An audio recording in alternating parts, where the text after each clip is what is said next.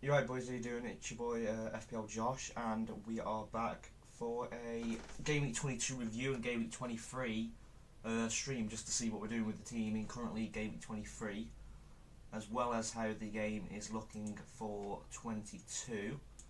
I will just pull up the points for this week so far. We are on 17. We've had a Saka, Watkins, and a Stupinam play. Now, I was tempted to play Richarlison over Palmer or Tony. It was going to be one of those three that was going to be benched this week. I did do Alvarez to Erling Haaland, as I just thought Alvarez for 60 minutes or Erling for 30 minutes. I preferred Erling Haaland for 30 minutes. And there's no real reason saying that there's a possibility Erling Haaland won't start. I think Erling Haaland could start, so there's a bonus factor in that as well. And the thinking behind it is 60 minutes of Alvarez, I think he'll blank again. Haaland comes on, Burnley's got tired legs, Haaland's on for 30 minutes, can easily pick up a goal or two. That's the logic behind it. The only reason I've captained De Bruyne though and not captained Haaland is just because he should easily get 30 minutes, but he's just not assured for like a guaranteed, but 90% he should get 30 minutes minimum. He might even start.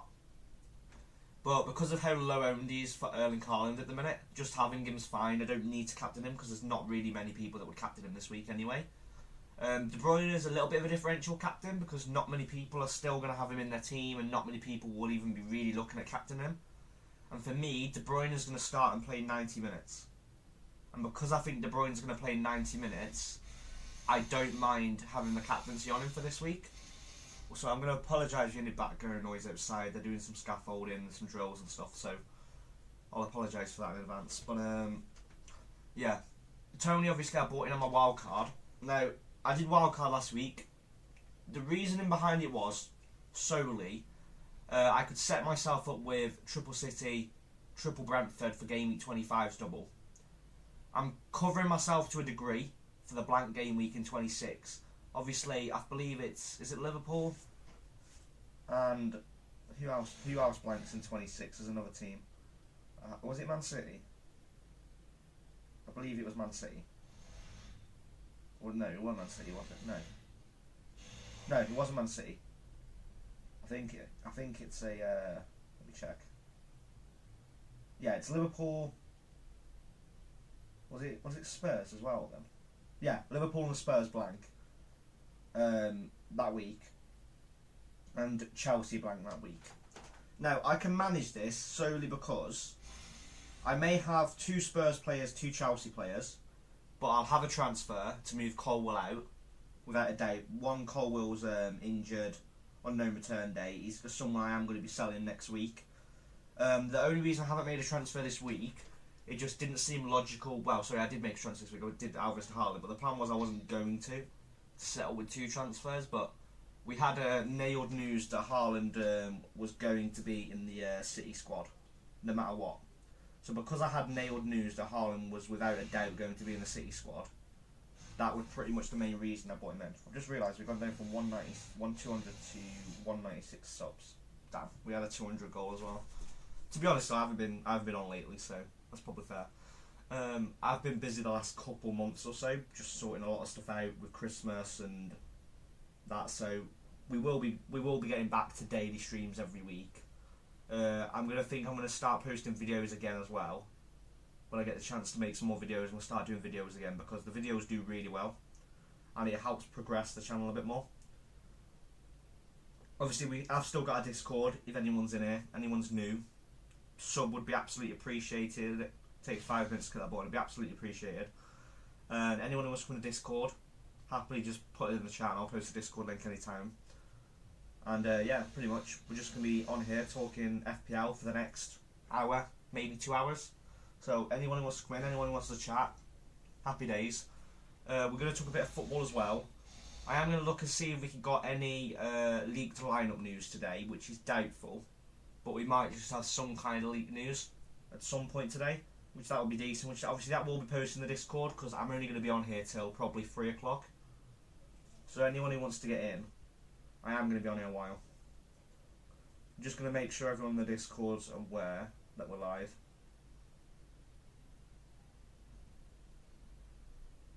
just to make sure.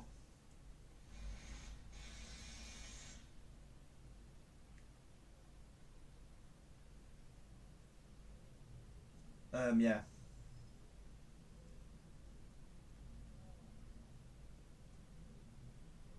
So we're just gonna see how we can do with the reviews. I haven't been. I'll be honest with you boys. I haven't been active lately because I've just been sorting a lot of personal stuff out, and because of Christmas, it was just so busy. But now we've got the time to obviously analyse more data, analyse shots, analyse players. Obviously, the Brighton game last night, it was just one of those games you get in a season. I was walking in thinking, do you know what? I don't expect the Stupidan to get a clean sheet today, but I expect him to get his basic points and maybe an assist. Oh, how was I wrong? Brighton just conceded 4 goals, and do you know what? It's not something you'd expect. Is it something I'm worried about? No.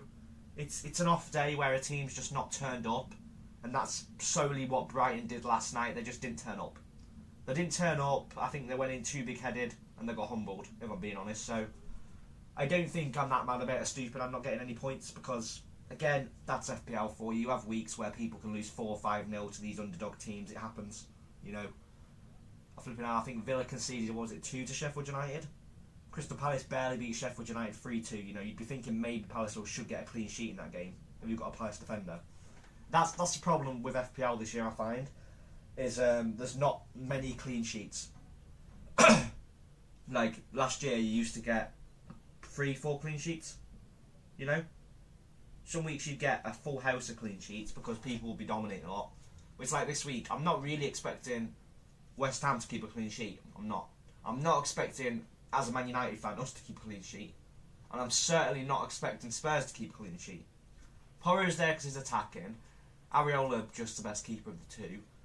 I'm playing Evans because he's 4-0. He should start. If he doesn't play at all, Pinnock will come on, worst case scenario. Defensive this week, I just didn't want to waste a transfer on defensive. I just didn't see there was any need for me to do that. And I'm set up for 25 with Pinnock and Flecken. I know it's Man City and Liverpool, but just having them extra 2 players, like I say, flukes can happen. Brentford could go and beat Man City to 0 or Liverpool to 0, or some fluke could happen. Pinnock could end up scoring, I don't know, Flecken could save a penalty. You know, anything can happen in these games. And having him in for a double is always better than having a single game week player, no matter what. Even if they go and lose and concede a goal both games to Man City and Liverpool, I'm still going to get 4 points, as long as the goal deficits in both games aren't too bad. That's the way I'm looking at it, really. You know, they concede 2 goals. Okay, maybe it's a -1. Worst case. Flecken might get some save points, you know. Pinnock might end up getting an assist or something silly. You never know with these kind of players in a double game week. Obviously, I do want to try and set myself up 25 to probably triple captain on Haaland if we get news that he's fully fit for that double game week, because it does seem the most logical time to triple captain Haaland, as he's got Chelsea at home and Brentford at home. Now, on paper, they are both good teams, but having both of them at the Etihad, that's 2 home games for Erling Haaland where he absolutely thrives. He'll be back fit, hopefully. He'll be on penalties. He'll be playing 90 minutes both games.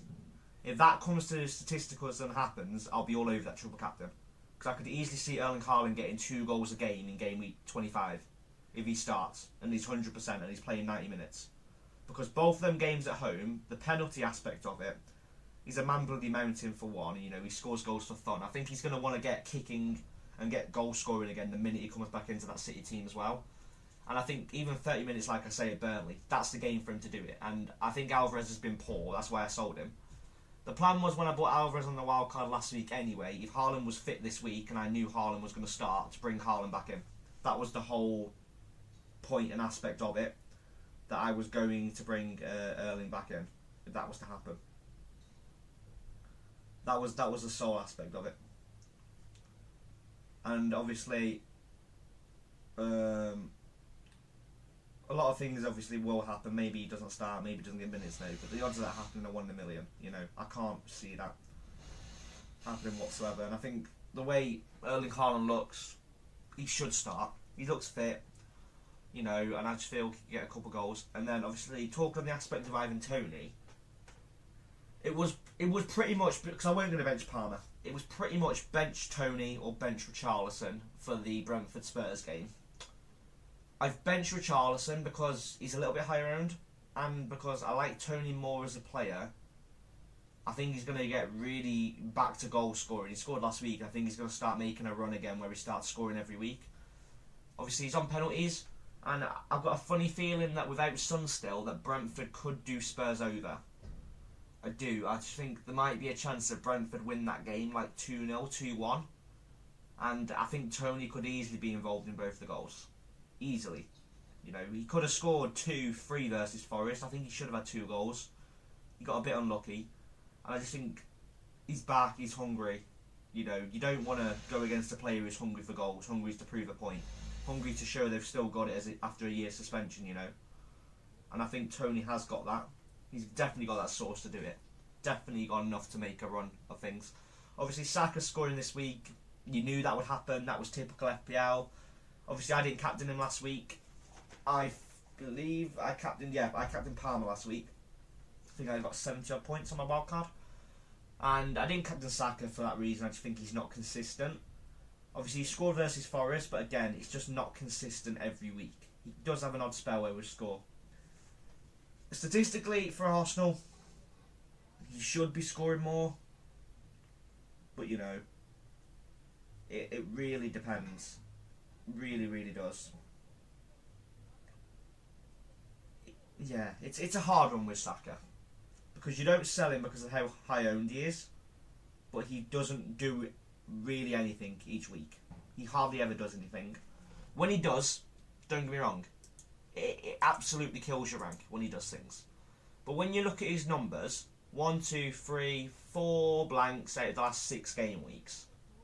In the last 6 game weeks, he's returned 4, 6, 13, 16, 26. De Bruyne has played 1 week, and he's got, he's got 1 week, obviously this week. He's played 1 week and got 12. Saka's played 5 more weeks and got 26. You know, that just kind of says something. Obviously, Palmer, he's got more than Saka in the last 2 games than Saka's last 6. Palmer's last 6, bear in mind that's his last 5, so let me move that down. He's got 28, blank that week, 29, 43, 44 in the last 6. You know, on average, obviously there is blanks, but on average, if you look at an average way, that's 11 points a game. That's pretty good. It's really good. So the fact that they've got his averages at 5.7, I think is a bit disgraceful because he is averaging that 11 point a game. And I think anyone who doesn't have Palmer, he's a must-have. He's someone you're going to want in your team. He's last year's Martinelli, you know. Martinelli was really cheap. That's what Palmer is this year. Really cheap. And next year I could see Palmer being 6.5 mil, maybe 7 mil, the same as Sterling, with ease. But yeah, we pretty much gone over what Game Week 22 is looking like, the captaincy, the reason behind bringing Haaland in, and how the team's looking. So I'd say let's move into Game Week 23. So this is not going to be the lineup for 23, I don't think, because I'm going to probably make a transfer, but it probably will be a case of bringing Evans out, not Evans out, sorry, Cowell out, just to bring a defender in that's better. Obviously this week, it's hard, because Brentford's at home to City, Saka's at home to Liverpool. They're both on penalties. It is a tough call to see who I'd want to bench, but I think based on this week, it would be a Tony bench, because I just think Arsenal at home, Saka can get something versus Liverpool. You know, Tony won't hurt my rank if he gets something on the bench. So statistically, I'll play Saka. I'll play Richarlison, even though they've got Everton away. I just feel like that's always a really good clash, Spurs and Everton, you know. I believe it's the derby. Is it a derby? Yeah, it's a London derby, isn't it? I believe. Is it London derby? No, it's not. Ignore me. But yeah, obviously I've got Evans still there. Evans won't be playing. It'll be a Colwell out to someone. That's something I know I'm going to make that transfer, is Colwell out to someone. I don't need to fix the midfield. The strikers are looking more than good. You know, this is probably the week where Watkins could really do some damage. Now, my captaincy will probably be on Erling Haaland next week. Most likely. You know, if we've still got iffy news about him, then I'll probably switch to Palmer. A lot of people will probably captain Watkins versus Sheffield United away. But Sheffield United at home aren't playing bad. They're putting goals past teams, they're defending well. They come back to draw 2-2 with West Ham. They lost 3-2 to Palace yesterday. That was still a good scoreline for Sheffield United. You know. And I just think, when you look at it, they're not a bad team. And it's not like, it's not like Luton, Sheffield and all that. You go, oh yeah, because they've got Luton, I'm going to captain them. Because they've got Sheffield, I'm going to captain them. Because they've got Bournemouth, I'm going to captain them. Bournemouth, Sheffield and Luton are actually picking up playing well. Forest are playing decent again. There's no easy team at this point in the year. There's no easy team. It's just a case of looking at the stats and captaining the player you think will get the most points based off stats. That's it. There's no easy team this year. Brentford's not going to be a walkover for City. No chance in hell with Brentford being at home. Brentford will defend well. Brentford will play well. Brentford will probably limit City to 2 goals, if I'm being completely honest with you. But I think Villa, with how bad they played versus Newcastle, I think Sheffield United could beat them 2-1. I think it could be a 2-2 game. I just don't think Watkins will be involved in both the goals, if I'm being honest. He might get one, he may get an assist, but he's not captaincy material for me. Where Chelsea at home, I think, again, Wolves is a tough opposition, but I think Chelsea at home, the way they've been playing at home, and Palmer on penalties, Palmer gets a penalty, he's going to be on a 10-pointer. Because I would back Chelsea to keep a clean sheet versus Wolves at home. You know, and you look at it, 5 points, 3 single points, well, plus your 3 points, that's 11 points. If he concedes, he's on a 10-pointer, you know, and that's just 1 goal, which he'd probably get a penalty, he might get an assist, he normally gets a goal or a return, you know, so that's something with Palmer. Where Haaland gets a return, Haaland gets 9 points. Palmer gets a return, Palmer gets 10 points, minimum, if he gets a goal. That's the way you've got to look at it, because Palmer will probably get the bonus points. Erling Haaland would definitely get the bonus points. So, statistically, 2 Palmer goals is 2 goals, 3 points, 3 points, 16 pointer, loses a clean sheet, a 15-pointer. 2 Erling goals is a 13-pointer. That's the way you've got to look at it. But who's more likely to score 2 goals? Erling Haaland, but who's going to get you more points, Palmer? It's a hard one. I've seen a lot of people captain Foden for 22, just going back on 22. I've not captained Foden. I've captained De Bruyne 22. Obviously, we are going on about 23 now. This is the lineup. Obviously, ignore Johnny Evans. Johnny Evans will not be playing in my team. It will be Colwell out to someone. That is something I'm 100% on. It'll be between Palmer and Haaland captain, depending on whether Haaland plays. It may be De Bruyne again, like I've done this week. It really just depends on how many minutes people get and how it looks. Like I said, it'll probably be a double game week 25 Erling Haaland triple captain, if I think he's going to get 90 minutes both games, as Brentford at home, Chelsea at home. They're not easy teams, but both of them at the Etihad. And the way Erling Haaland plays there as well, plus he's obviously on penalties as expected and everything else, it just seems the right triple captaincy pick. Especially, like, even if he only gets 13 points, you know, triple captaincy is not one of them chips that's overly important. As long as your player gets at least 13 points, which will be a goal a game for Erling, would get him 18 points. A goal a game. Because he'd get 9 points in the bonus. You know, and that's 18 points. If he only gets 2 goals, 1 game, and then blanks, that's 15 points. So statistically, he should get 13 points minimum if he plays 90 minutes a game. There's nothing to say he won't get a goal a game. I think he will versus Brentford and Chelsea pretty easily get a goal a game. Maybe even 2 goals a game. And that could be a 26-pointer tripled. So I do think Erling Haaland is definitely, without a doubt, if he's playing 90 minutes a game, the best triple captaincy for double game week 25. And that is probably where my triple captaincy will go. I think he's going to play 90 minutes a game. Just because those 2 home fixtures are too good to ignore. But if we move back to our 22 team, because I think Pratik has just got in now, and I think Slay might be in. This is currently how I lined up. I did go for De Bruyne captain. I just fancied to go a bit different this week again, like I did the other week, where most was on Saka, I went for Palmer. This week, most are on Foden or Alvarez. You know, I've gone for De Bruyne. Obviously, I did do Alvarez to Erling Haaland. Again, it's either going to bite me in the arse or it's not. But I just think 30 minutes of Erling, 60 minutes of Alvarez. I prefer Erling Haaland all day of the week. And I'm not going to say he's a differential because he's still 55% owned. But considering he's normally like 90% owned, he's a 32% differential. It is something to think, okay, yeah, while Erling Haaland's a little bit of a differential, I bought him in, he's gone up in price already as well. So I'll earn my money back as he'll go straight back up to 14.6. So the logic was getting him early, getting him before everyone buys him back. Everyone will buy him back, and then I'll get my money back for him that I lost before selling him. That was another logical reasoning behind it.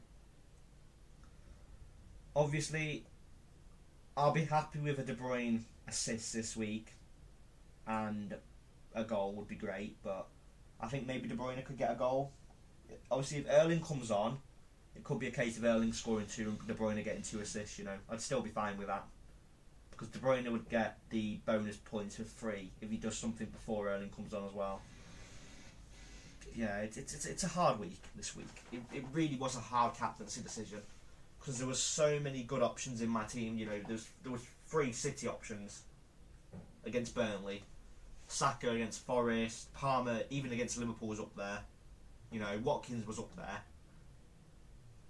There was a lot of good captaincy picks, and I'm not expecting to definitely get this captaincy pick right this week because there was too many good picks. It could be a Foden haul, could be a De Bruyne haul, could be an Alvarez haul, could be a Haaland haul. Anything could happen in that City game. I just think if there's going to be a lot of goals, I'd expect De Bruyne to be putting the balls in for them.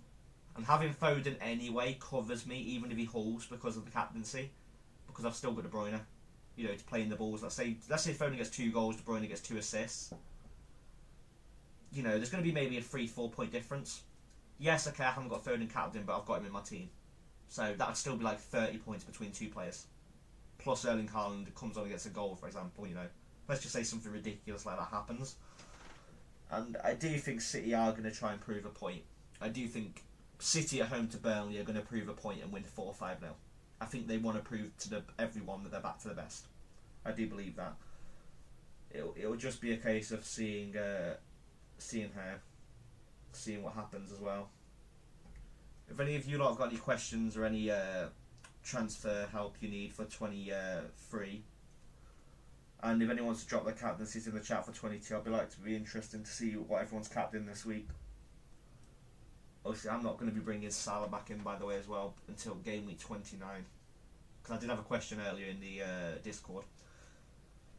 On the FPL tips one, someone said if I was bringing Salah in, and I said no, because I'm not going to bring him in till probably 29. One, he's injured, he's at AFCON still. I don't really think he's going to be that much of a necessity this late into the season now. I've gone without him before, I think I can go without him again. And I think De Bruyne pretty much matches Salah a lot of the time. And I just think with Erling back, his output's going to be a lot better as well. He come back and got 12 points, It's not something to be ignored from Kevin De Bruyne. He kind of repaid me for me having him start the season and getting injured after 30 minutes. He kind of repaid me by getting that 12 pointer this late on. I suppose it was a bit of a make-up for my fuck-up in game week 1, bringing him in on my original team, I suppose. I had to get rid of him the next week. But yeah, like I said, if any of you bought in Haaland for Alvarez like me, that's a great play. I just don't think 60 minutes of Alvarez is better than 30 minutes of Erling. If any of you got any questions in about captaincies or transfers for 23, or anyone wants to see my team for 23, I can move over to the team. But this is literally just game week 22 right now. Obviously, we've got the Brentford and the Man City games tonight, and the Chelsea game, haven't we? Who is it? Have we got Tottenham today? I know Man City's on. Let me just check. I know Chelsea and Liverpool are on. Yeah, we've got 3 games today, and we've got the Man United game Thursday because it's my birthday tomorrow. And the Man United game's on tomorrow for my birthday, so I won't have a stream tomorrow just because it's my birthday, lads. So yeah, anyone who wants to get your questions in, get them in now. What a day. But yeah, no streams tomorrow, it's my birthday. So I am going to be going out and doing other stuff. So hopefully Man United can actually win tomorrow on my birthday. It'll be the first time actually Man United have ever played on my birthday, so it's quite interesting.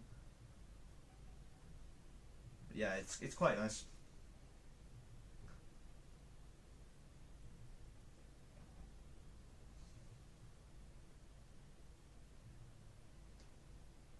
But yeah, man, everything. Game week 23, this is pretty much like a Game week 23 deadline in a way, as I'm not here tomorrow because my birthday on stream. I'm out Friday, Saturday, Sunday, as I'm going away for the weekend, and I'm going away Friday.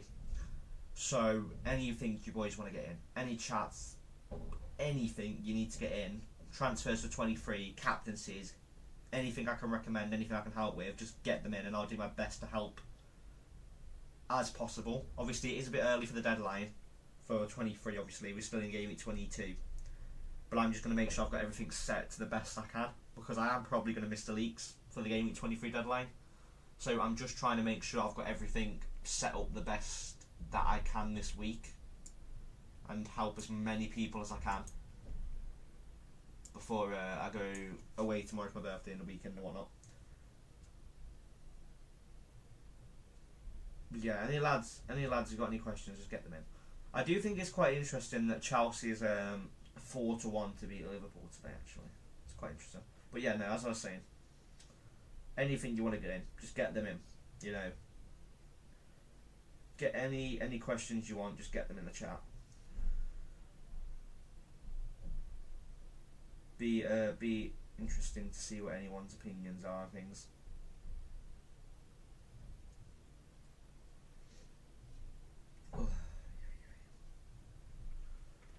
Yeah, it's such an interesting week next week. Why has my captaincy gone back on De Bruyne? The dog is in the room. Why has my captaincy gone back on De Bruyne?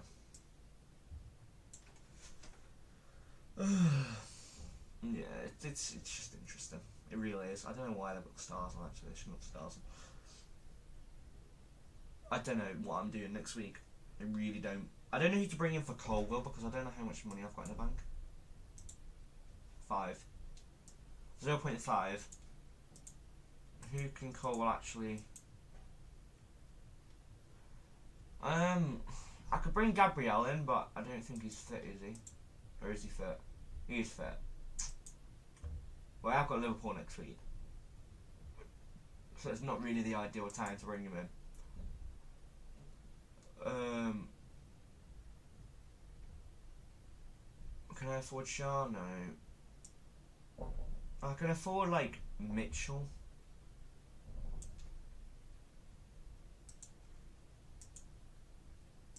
I don't mind our fixtures, because 22 is Wolves, but obviously we've got 23 West Ham, 24 Luton, 25 Fulham. Aston Villa's away, but they're not really bad fixtures, so Dalot might not be a bad pick to bring in as a punt, if I fancy the punt. Gahey, again, he might not be a bad pick depending on Palace's fixtures. Brighton, Everton, well, yeah, they're okay to a degree. Ake's obviously been playing for City, and he 90 minutes a game, I'm assuming. No, he didn't play last game. Yeah. It's a bit of an interesting to see what defender I'm actually going to bring in next week, because there's not a lot of great picks. Like, a lot of the defences are pretty bad fixtures. I've got Romero. What Spurs got? Everton, Brighton, Wolves, but obviously they're blank, don't they? Yeah. Bit interesting, but we can forget about Game Week 23 transfers until Game Week 23. I'll worry about that then. But no, that's just going to be how the Game Week 23 team looks. I think Johnny Evans will start this week for us. I just feel like it'll make sense to start Johnny Evans again. I know Maguire did come back onto the pitch, but I just think at 4 mil, if he starts for us, there's a possibility he could get a clean sheet. I don't think he will, but there's a possibility. And 4 mil for Johnny Evans as a United fan, I thought that was quite cheap for my wild card, so that's why I went for him. I just thought he's a nice little bench warmer at 4 mil, and he's nice and cheap. And he might end up let's say, get fluky and scores a header goal or some stupid stuff, then you never know. You never know. I don't know if he's actually had a goal this season. He had an assist. I don't think he's had a goal. No. So the odds of it happening are really low. And pretty much, I've just realised Interstars losing to you. That's pretty interesting. But yeah, if anyone's got obviously their team news, I'm just kind of chilling, looking through Twitter. We're just going to be chilling on here, talking football, talking FPL, talking a bit of both. So anything anyone wants to talk about, I'm just going to be on here chatting for the next hour or so. Just gonna be really chilling. It's not something really we're just gonna be so serious about FPL today as much. We're just gonna be having a nice little chill, speaking to you lot because I haven't been on for like a month, and just looking through stats, looking through some players, predictions for tonight for the City game, and so on. I do think it's gonna be a big scoring game. I'm not sure whether Burnley will score or not. I don't think they should have any firing power to be able to get one past Man City at home. Well. Is it at home? Yeah, Man City's at home today. So I just don't think they'll have enough firing power to get anything past Man City, but it's such a hard one. No, I don't think they should. But I'm not saying they couldn't. It's really iffy. I think City should on paper win 4-5-0, but we will see. We will see. We will absolutely see.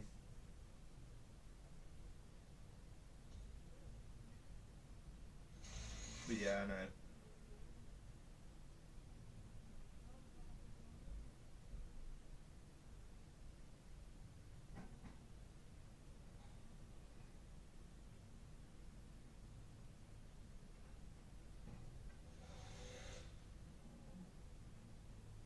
Yeah, I'm just looking through everything just to see what's going on.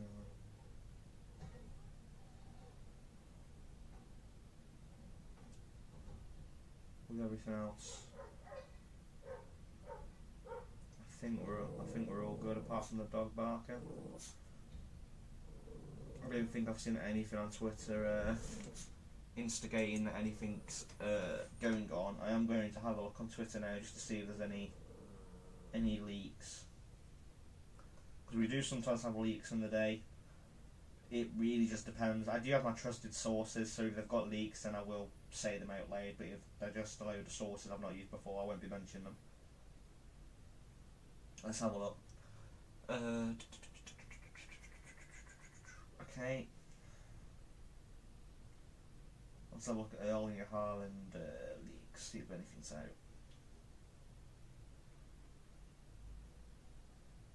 Let's have a look.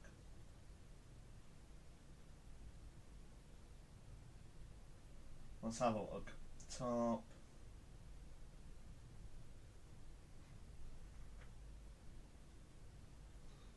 Let's see if anything's actually on Twitter.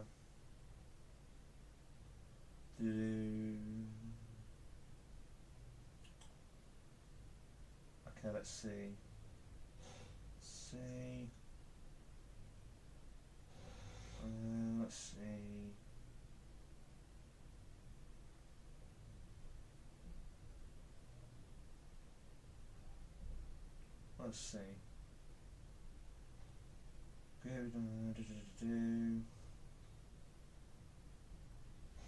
Just trying to say, I haven't seen anything stating anything.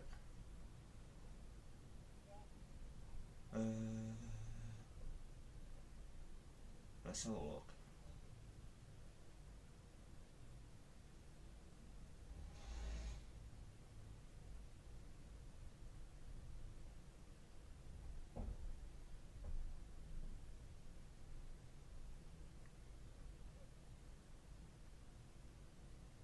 Bloody hell. Yeah, there's actually been nothing today. That's absolutely mad. Absolutely mental. There's been no leaks whatsoever, which is just a bit crazy. Really crazy, actually. that we haven't had nothing today. We normally have a load of BS leagues coming out, but I haven't seen anything off my usual sources, so I'm not going to be reading any of them other bull craps now.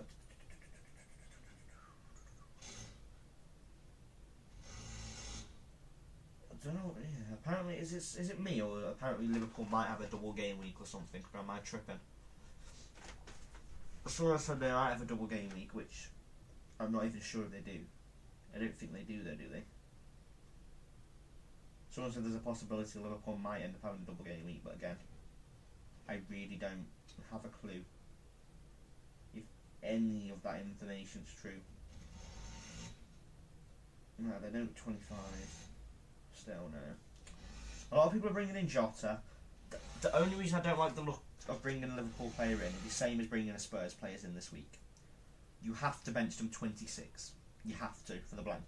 You have to bench them 26 for the blank game week. You have to bench your Chelsea players 26 for the blank game week.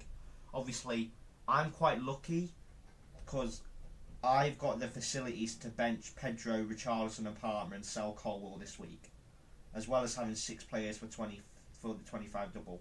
I'll also have enough coverage for 26. So I'm more than covered to cope with anything that's going on in 26. As I've got 3 Brentford players for 26, who, to be honest with you, I can play them all versus West Ham. I'm confident enough that I can play them versus West Ham. I'm absolutely fine with that. You know, Richarlison obviously blanks in game week. Don't know why that's just come up. Game week 26. Right, so he'll be benched. Pedro will be benched. Palmer will be benched. Cole will be out to a defender. I'll have to play Johnny Evans. Don't get me wrong. But again, blank game week. If I have to play Johnny Evans, I'd rather just play him, see if he gets points, than taking a -4 to bring him out. You know, there's no logic in doing a -4 to bring Johnny Evans out. No logic in doing that game week 26. Obviously, I will have enough transfers to make transfers. I will have enough to make 2 transfers. You know, I'll have 2 saves, but there'll be no need to do it.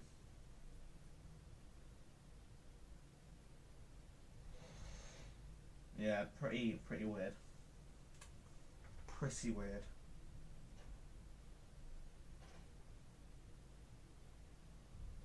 Ugh. So tired today, you know, lads. Been in the gym, done the usual hour and a half, 2 hours in the gym, done my usual session. Come back, had a chill, set the stream up, sorted all my FPL data, stats out for Discord and everything to post on Friday just before I go. Obviously I will be inactive tomorrow because of the birthday, so I probably will be active on the Man United game, but that'll be about it. Sunday I'm completely inactive. Saturday I'm inactive from 3 o'clock. Hi Leslie. How you doing? I was just saying, just in general, now you're here, Slay, I can explain to you as well. Because it's my birthday tomorrow, we're doing Game Week 22, what's currently on.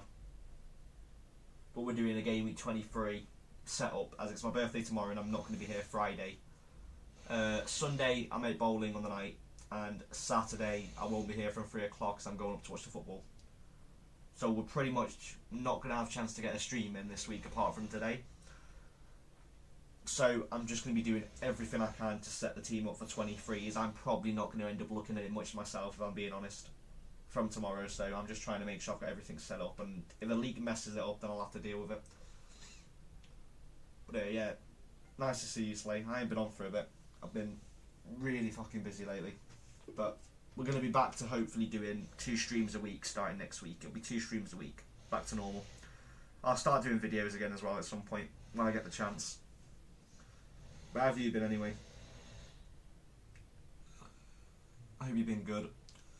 I'm just hoping my captaincy don't go to shit this week.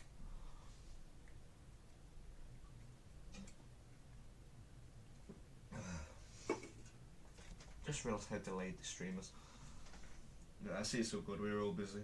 Yeah, it's all good. No problem. I will be back to normal though. I definitely do want to be back to doing 2 streams a week because I do enjoy doing these streams. I've been so busy. Because obviously I finished school 8 months ago and I've been so busy applying apprenticeships, sorting jobs out, schemes, doing CVs, busy doing jobs here and there, you know. As well as I've got a full-time schedule at the gym and loads of other stuff I've got to sort out. But everything's to the point now where I have got 2 days spare a week where I can come on here for an hour, which will most likely be on a lot of recent stuff. How's FPL going for you recently? Yeah, my FPL's been doing alright. I think I hit 600k rank last week. I was in a good mood because I'm thinking, do you know what? I've caught up 25, maybe 30 points on Pratik. And then Gabriel, excuse my language, excuse my French, being the cunt he is, goes and gets, what was it, 17, 18 points? So yeah, that was a great week as I was just absolutely destroying everyone on points, and then Gabriel goes and gets a 17, 18 pointer. So it was like, yep. I would have been top, I think, 400k until Gabriel's 18 pointer last week, so yeah. I am obviously on a red at the minute, but that's only halfway in the week. Most people have got 5 or 6 played, and they've got 22 points. I've got 3 played and 17. It's just a case of, obviously, that captaincy for the City game. I was saying earlier, a lot of people have captained Alvarez. The reason I did Alvarez to Haaland is I just prefer 30 minutes of Erling to 60 of Alvarez. And Erling might even start, because you know what Pep's like, Pep roulette and everything. I just think Alvarez's minutes will start getting limited. He's not really producing goals and doing as much as people try to make him out to be. He's not been good lately, if I'm being honest with you. I think it's been crap. Okay, yeah, he may get the odd goal. He's hardly shooting. Half of his shots aren't even on target, you know. For me, Foden as well, it's not someone I was going to captain this week. So that's why I'm on De Bruyne. I just think it was logical for De Bruyne. How many players have I got playing this week? Let me see. Well, today. I've got Porro, De Bruyne, Foden, Haaland, Palmer and Tony. So I've got 6 playing today. I've got Johnny Evans playing tomorrow on my birthday because it's the Man United game. I did try to get tickets for my birthday for Wolves United, but there's no way in freaking hell I was paying 200 for a ticket in the United end on a resale. I normally get them for like 80 quid. So there's no chance in hell I was paying that kind of money for a resale ticket. No way in hell. Just paying the arse to get them really, because it's not a cup game. Cup games are a lot easier to get tickets to. I went to Forest Cup game this month and I've been to a Wolves Cup game. I tried getting tickets for our cup game, but again I couldn't get tickets for the United game. I've been to a few cup games and I've been up. I went to the Chase Town again last night to watch the under-18s, and I've been up watching the main team on the weekends. Just one of our Sunday league local teams up the top. It's a proper club and that. I think they've got like a 100 grand stadium and some other stuff, but it's just a couple of quid to get in. It's just been fun to watch on a weekend. So I've been doing that on the weekends. Yeah, no, it's been enjoyment that the football's back on, if I'm being honest. I was getting fucking sick to crap of AFCON all the time. Yeah, they are. Really difficult. It's not like FA Cups, you know. You can get FA Cup tickets 10 a penny. You can get as many of the FA Cup tickets as you want because they don't sell out. Same with Carabao Cup. It's just getting United tickets at the minute is really hard. Really, really hard. My mate got tickets for the Newport County game and he went down to Newport County. I wanted to go, but again, it would have just been a pain in the arse to get travelling down there, booking a hotel, staying down there for a couple of days, coming back. It was too much hassle. And to be honest, I was really pissed watching it on the TV, seeing us concede 2 goals, if I'm being honest, so I'm kind of glad I didn't go. It was quite funny, to be honest. Everyone was shouting Anthony's a rapist on the telly, which, you know, every footballer gets that kind of chant nowadays. To be honest, I think he's crap anyway, so it didn't bother me. What was it? Let me just read your chat, sorry, I just missed that. What's your potential moves for the next game week? Right, okay, I can talk over this again. Cheers for the likes as well, lads, it does help. Right, okay. So, not really much. Obviously, bear in mind, the captaincy's on Erling. I'll explain this by starting with Erling. So the captaincy's on Erling. If I think he's going to get 60 minutes plus, then the captaincy will be on Haaland. I'm not captaining Watkins as Sheffield United are playing well at home, and Villa didn't play well at home against Newcastle. I just don't think Watkins will do that much. He may get a goal or an assist most. I just don't think he's a captaincy option. I'm not captaining Saka at home to Liverpool. I think it's still an okay fixture for Saka at home, but Saka's Mr. Inconsistent, so it won't be my captaincy. Foden is a possibility, but if I didn't pick Haaland, it would probably be between De Bruyne and Palmer.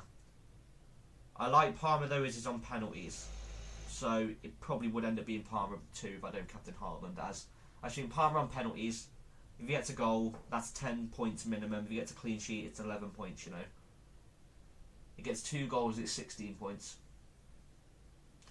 Richarlison, I've got him in. I've obviously benched him this week for Tony, and then I've done the opposite next week. I've benched Tony for Richarlison.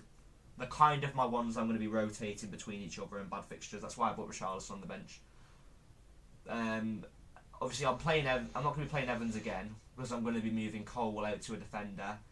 I haven't got a clue, if I'm being honest, who I'm going to bring in for Colwell yet. So I don't know. That'll pretty much depend on how this week looks. Who looks a decent defender pick for 5.1 mil, which is what I've got with the money in the bank. Pedro Porro, obviously, that I don't really need to speak much on him. He'll play because it's Pedro Porro, high attacking. Spurs will play a high line again. You know, he'll push up. He might get a goal. He might get an assist. You know, he's not there for a clean sheet. Stuplan, I'm hoping Brighton won't have another shit show like against Luton, and he'll get a clean sheet and actually bounce back. Ariola's in goal as he's just better against us than it is having Flecken against Man City. Obviously, Man United, my team, will score against West Ham a couple of goals. I guarantee that. Just at home we'll win. Ariola's just a better pick. They're both going to get 1 or 2 points anyway, so it doesn't really matter. When do you plan to use your chips? Bench boost. I don't know about my bench boost yet. That'll be probably double game week 29. If there's a double game week 29, and I'll just have a full set of double game weeks on the bench, and I'll use my bench boost then. As for triple captain, I said earlier, because Haaland's got a home game to Brentford and a home game to Chelsea as a double in game week 25, 2 home games at the Etihad, as well as being on penalties. If I think he's going to play 90 minutes both games, or at least 60 minutes both games, then I'll triple captain him. Because if he gets a goal a game, that's 18 points. He gets 2 goals a game, it's 26 points. He's more than capable of getting 2 goals a game. It's Erling Haaland, you know. I think he'll get a goal a game minimum. And if you don't get bonus, then that's minimum 12 points. He gets bonus, it's 18 points. That's how I'm looking at it. You know, with your triple captain, it's like I say every season, it's not the most important ship in the world. I got 13 points on my triple captain last year on Erling. I think as long as you get 13, 12 points at the minimum, that's minimum, then it's a good triple captain.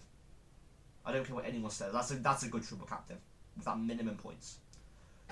But the way I look at it, Haaland should get 18 points minimum in those 2 weeks. A goal a game for me, easily. If he plays 60 minutes a game, goal a game against Brentford and Chelsea at home. Maybe even 2 goals a game, you know. He could get a goal, get a penalty, you know. There's so many outcomes. You know, he might get a penalty in each game and then get a goal singly on top of that in each game, you know, and that could be a simple 26-pointer there. He could easily go and get a 30, 26-pointer pretty easily. You know, he could go and bang a hat-trick in one game, 2 goals in the next, you know. I do think he gets a goal a game minimum, though, so I am probably going to be triple captain in Erling Haaland without a doubt if I think he's going to play the minutes, but only if I think he's going to play the minutes. And I'm still iffy on him playing at least 60 minutes a game. Then I will probably wait till another double game week in 29 when it's a bit more safer, and then I'll triple captain Erling then. Or Salah, if I've got Salah in, you know, it'll be one of them in that kind of game week, but at the minute Erling is where I'm looking, without a doubt. I just think with De Bruyne back as well, there's going to be more creativity obviously in that City side, so Erling Haaland is going to be getting more balls played to his feet, more balls played over the top to him, you know. There's a bit more attacking threat with De Bruyne in that team. Like, you noticed it when De Bruyne come on for 21 minutes last week. The minute De Bruyne come on, that City team was just gone from 50% to 150, 200%, you know. It was just electric. Same in the Cup. I know they only won 1-0, but the minute De Bruyne come on for 25, 30 minutes, you just immediately saw the difference in that City side. You know, I think they had like 4 or 5 shots on target in the last like 25 minutes. De Bruyne was involved in 3 of them. He weren't involved in the goal, unfortunately, in the Cup, but he was involved in 3 of the chances that people effed up. So, yeah, I think there was a penalty that City should have had in that FA Cup as well. Let me have a look at your team. I'll have a quick look now. Obviously, you're going to bring Haaland back in. Livramento, Foden, Saka, Richarlison, Jota. The only problem you've got is blank game week 25. so blank game week 26, ignore me, not 25, 26, is you're going to have a bit of a problem. As Trent blanks, Jota blanks, Palmer blanks, Porro blanks, Richarlison blanks. That's 5 players blanking. You know, I think maybe there's a possibility you could wildcard 25, set your team up with Foden, De Bruyne, Erling Haaland, you know, Ivan Toney, another couple Brentford players like me if you want, and then you'll have 6 double game week players 25. You'll have your team fixed. You won't have any blank players for 26. You'll be able to still keep Jota, Palmer and Richarlison, just you'll have to sacrifice Trent, which to be honest Liverpool ain't really keeping clean sheets. And you'd have to probably choose between whether you want to sacrifice, obviously, Richarlison or Pedro Porro. But I think that could be an option there, really, because there's definitely 3 or 4 players in your team that you could, well, a few more than that you could get rid of. Like, this is where I look at a wild card. If you can get rid of at least 7 players, then it's worth doing. Hello, Pratik. Like, Martinez, Trent, Braithwaite can move. Areola could probably move to another keeper with Martinez. Solanke could probably be a time to get rid of Solanke to a better striker, you know. Trent, again, blanks 26, he could go. Jota could keep on the bench as he's playing well. Same with Richarlison, same with Palmer. You know, that's the way you've got to look at it, but you'd have to probably play a 5-back 25 if you did that. So I'd probably just keep Palmer and Jota and get rid of Richarlison and some of the other Spurs players. But I don't think they're necessarily. Yeah, it is interesting. I think you could do a wildcard 25 with your team. But if you decide to triple captain Haaland, then yeah, I'd do a wildcard 25, as you'll want De Bruyne as well. 100%. And you'll want Ivan Toney, as is a goal machine. Hello, Pratik. Sorry, I wasn't really paying much attention to our speed display. But yeah, how are you, Pratik? How's your team looking? I wasn't in a very good mood with Gabriel last week. Not in a very good mood at all with Gabriel last week.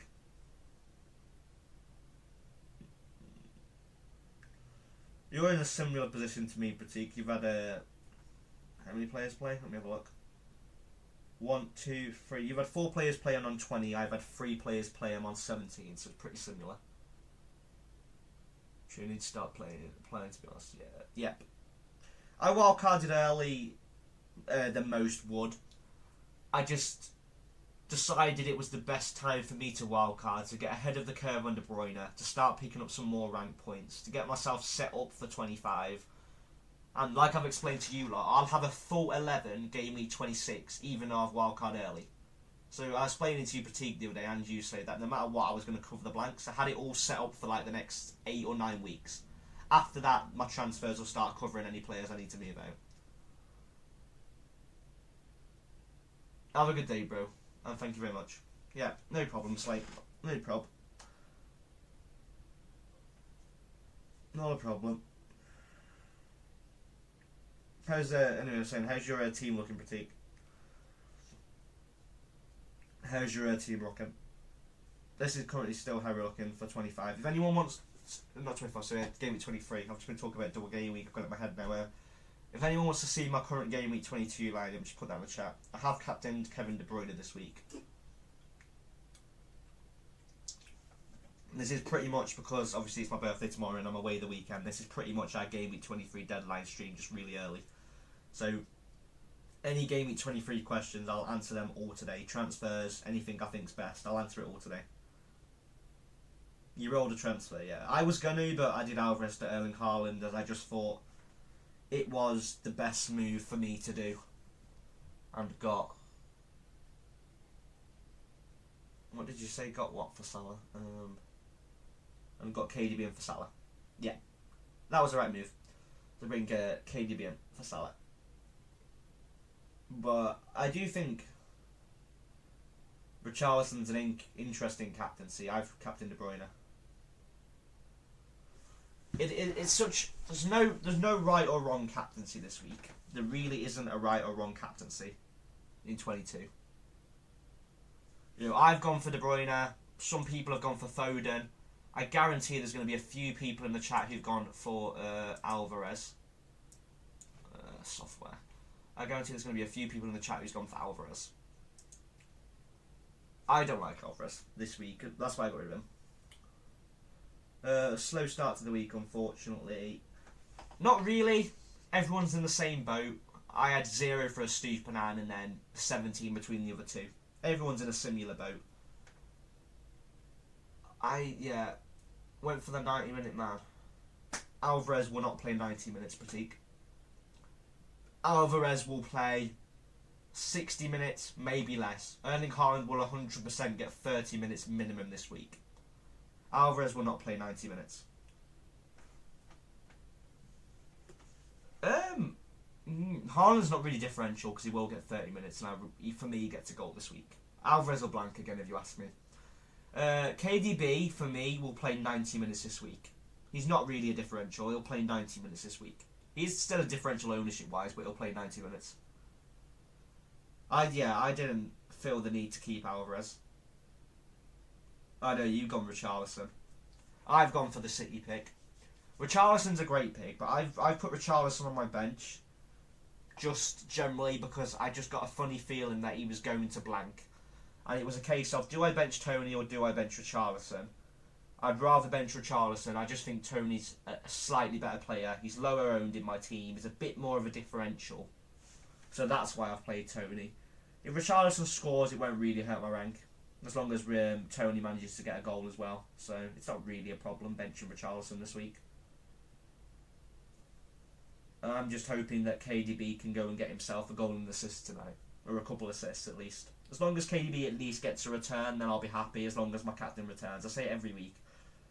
No matter what anyone else does in my team, as long as my captain returns every week, I've made a decent decision, I'm happy days, and it's a nice week. As long as my captain returns. Quite interesting to see if anyone's captained like Alvarez though in the chat, like I say, or Foden. Foden's... A lot of people have captained Foden, but I haven't actually seen that many people captain Foden, if I'm being honest. I've seen a lot of people on Alvarez. I've seen a lot of people on Palmer. What's my birthday plans? Well, tomorrow, tomorrow I'm going out. I'll be going into town, going out, running some errands. One sec, lads.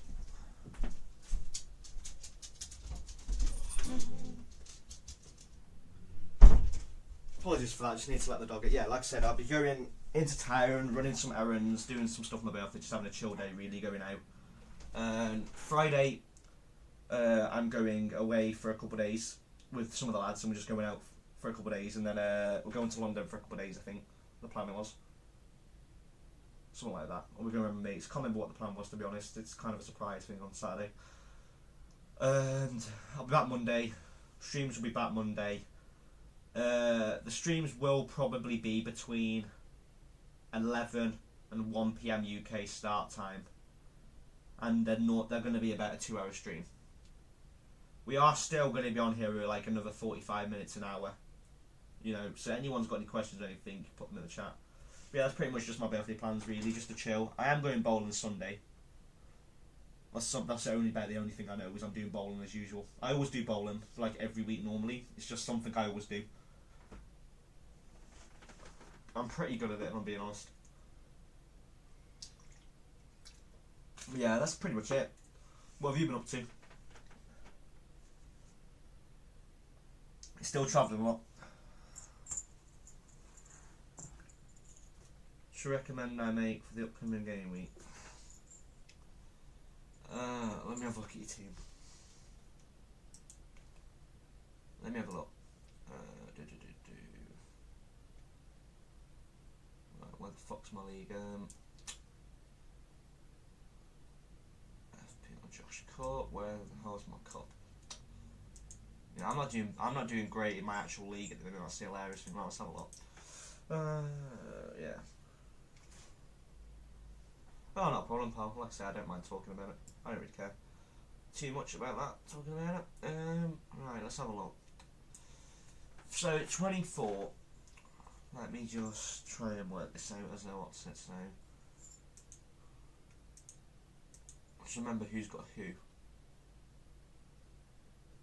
So this is GW23. So Palmer's got Wolves, De Bruyne's got Brentford. Right, Gordon. Who's he got? Luton. So you'll play Gordon, you'll play Saka, Charleston, Palmer, De Bruyne. I'd move Alvarez to Watkins, not Watkins, Alvarez to Haaland. Trent. If we don't get news that Liverpool are going to have a double game week, 25, it'll be a case of getting rid of Trent 24, but I won't worry about Trent for a minute. I'd probably move Gahey out to a defender. I'd probably move Gahey out to a Stupinan and Alvarez to Haaland. That would probably be what I'd do. And then you can bench Alvarez game week 20... Not Alvarez, sorry, Gabriel. You can bench Gabriel game week 23. And you can bench... not Trent, Gabriel 23, yeah. And you can play Trent because of his attacking form. Do Gahey to a Stupinan to bench Gabriel for a Stupinan. I wouldn't worry about Brighton's 4-0 Luton. That's just a fluky game. Let Brighton will bounce back and get a clean sheet and stuff like that. And he's just an attacking threat. And I'd probably just do Alvarez to Erling Haaland. And I think the rest of your team looks absolutely fine. I'd expect Gordon to do alright versus Luton, I'm being honest. Newcastle looked really good. And so did Gordon. I think he was unlucky to not get a goal from Gordon this week. Particularly if I'm being honest. So there's not really too much I do with your team. I'd definitely play, obviously, Dubravka over Areola. So if I was you, my lineup would be Dubravka, Gahey to a Stupinan. So Dubravka, a Stupinan, Porro, Arnold, Gordon, Saka, Richarlison, Palmer, De Bruyne, Haaland and Watkins. That would be my lineup. But it was way less fun than vacation, of course it is. Yeah, of course it is. Work's a pain in the arse. I'm having trouble at the minute because I'm doing all my CVs, you know, and applying for stuff and whatnot. Yeah, that's pretty much me the last 3 months, you know, applying for stuff, doing CVs, doing work here and there, doing jobs, doing trial shifts, doing things like that, you know. I'm still sorting stuff out, really. Perks are leaving school early, they want you to stay in education until 18, they want you to do this, but it's like, college isn't for me, university ain't for me, so... Yeah, it's more an apprenticeship scheme, but the problem is there's no government funding for apprenticeships, you can't get any apprenticeships at the minute, so... It's pretty much just applying for everything. You know, you can't get experience because you can't get the job in the first place to get experience, and just things like that at the minute, really. Yeah, it's a bit annoying because, you know, I passed all my exams, I passed my GCSEs, high marks, my level 2s, everything. It's just getting things at the minute, you know. That's what I say to everyone, it's a bit of... The way I look at it, it's a piece of paper at the end of the day. No one's bothered about a piece of paper. It's all about experience and this and that nowadays, so... I'll sort something out eventually. I'm still on the ropes of sorting things out, but... Yeah, I'm not doing bad. Why did a Stupinan get taken off? Didn't watch the game. He just got taken off because they were losing. He's absolutely fine. He's absolutely fine. Don't worry about Stupinan. A Stupinan is absolutely fine. If I remember right, he got taken off 45th, yeah. I think he got taken off just because of how much they were losing. As far as I'm aware, a Stupinan's fine. He did make a few fuck-ups in the first half, to be fair, so that's probably the reason he got taken off. It was probably because they was going to go more attacking, so they probably brought a Stupinan off for an attacking player or another midfielder or something like that. That's probably what the case was. A Stupinan's not injured. There's been no injury news. There's been nothing saying there's anything wrong with a Stupinan. So unless I see something saying that, I'm not worried.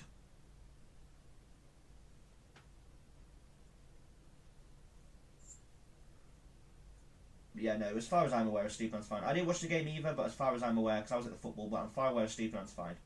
I would have had leaks or news saying otherwise, so yeah, he's absolutely fine as far as I'm aware. I won't worry about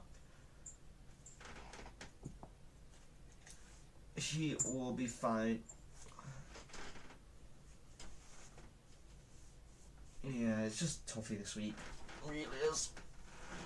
I'm trying to get my head around what I think the Chelsea-Liverpool score is going to be. I've got a funny feeling that Chelsea are going to do Liverpool in tonight. I just got that inclining feeling that Chelsea's going to do something ridiculous and win like 2-3-0. And Liverpool ain't going to score. I don't even care Liverpool's at home. I just feel like, for me, my score predictions for tonight, if I'm being logical, I'm going to say Chelsea will win 2-1. City are going to win 4-0. Spurs are going to win 2-1. Maybe 2-2, because I do think Brentford could do well. So yeah, I'm going to say Brentford Spurs 2-2, Man City 4-0, Chelsea 2-1 is what I'm going to say for tonight. And I'm going to say Man United for my birthday tomorrow for us to win 2-0 against Wolves, but it'll probably be 2-1. I do think we should win. without a doubt. I'll be very, very pissed off if we don't win. Obviously, Arsenal won yesterday for you, but you barely scraped a victory. I do think there was a possible chance that Forest could have had a very, very late penalty and it could have been 2-2.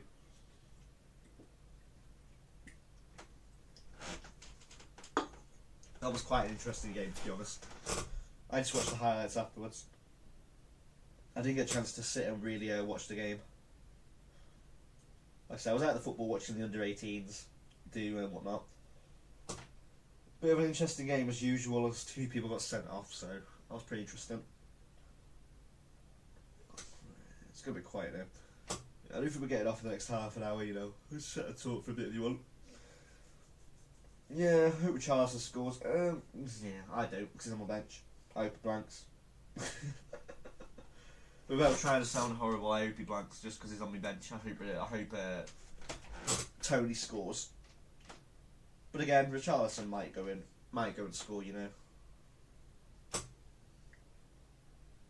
You never really know. I've just seen your message on Instagram telling me you couldn't find the bloody stream. Sorry about that, I didn't realise you couldn't find it. It normally is pretty easy to find. I don't know why it was a pain in the arse. Yeah, like I say, if anyone's... We are going to be here for like another half hour, 40 minutes, so... If anyone's got any questions whatsoever for Game Week 23, captaincies, transfers, opinions, anything you need, I can get that up. I can even get player stats up. Look through player stats, shots on target, if anyone's interested in that as well.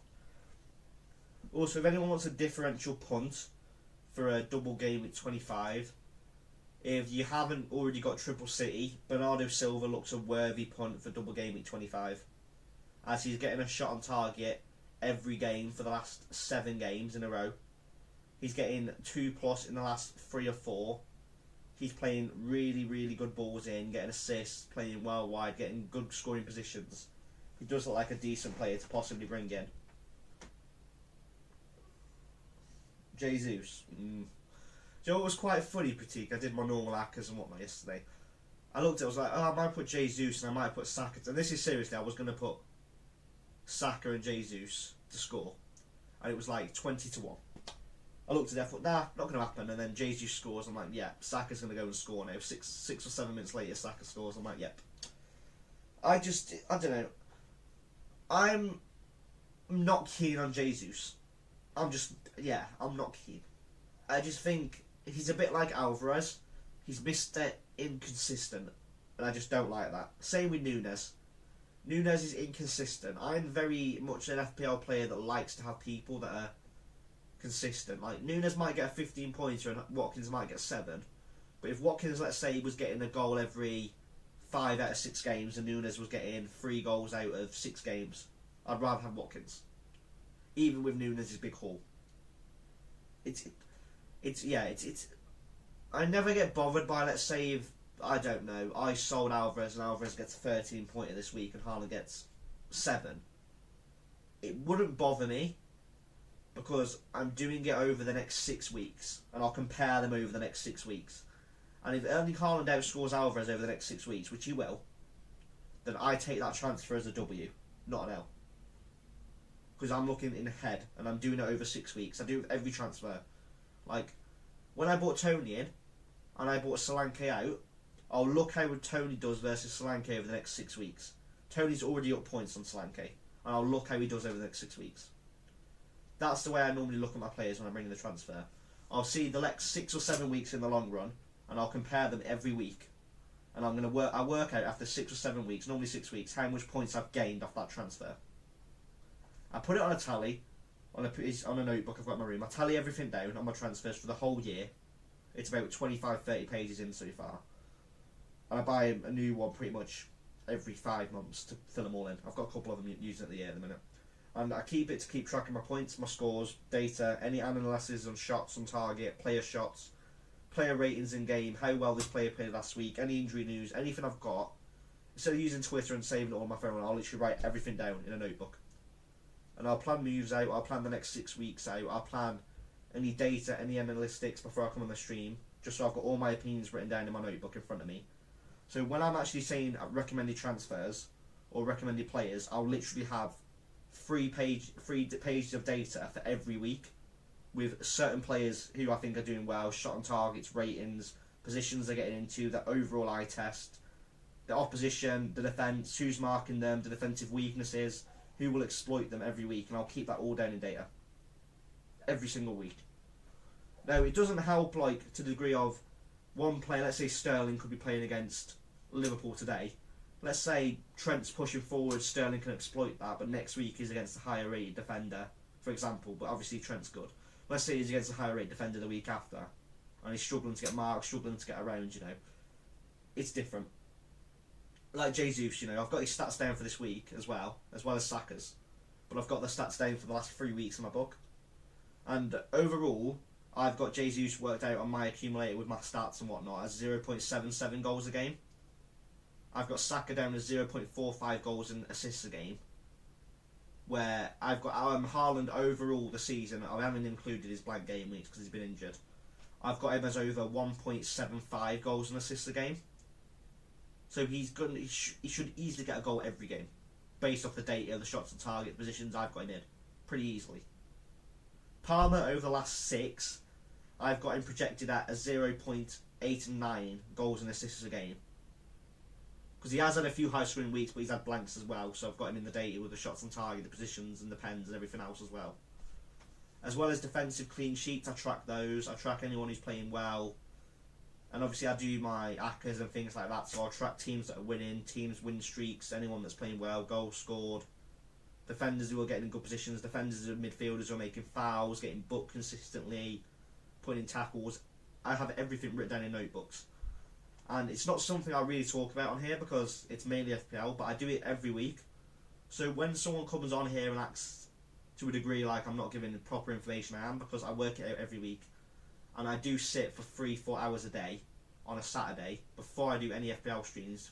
Obviously I haven't been on for a month, but when I start doing Saturdays again, I'll sit 3-4 hours. I'll get up at 5 o'clock, go gym, sit 3-4 hours, come back, do a deadline stream for 10 o'clock. So I go for a gym for an hour, come back, sit 2-3 hours, deadline stream, 10 o'clock. Do that, get everything in, my transfers, my data, my captaincy. But I've already put 2-3 hours, maybe 4 hours sometimes, into data beforehand, just deliberately for the stream, as well as setting it up and doing all the data.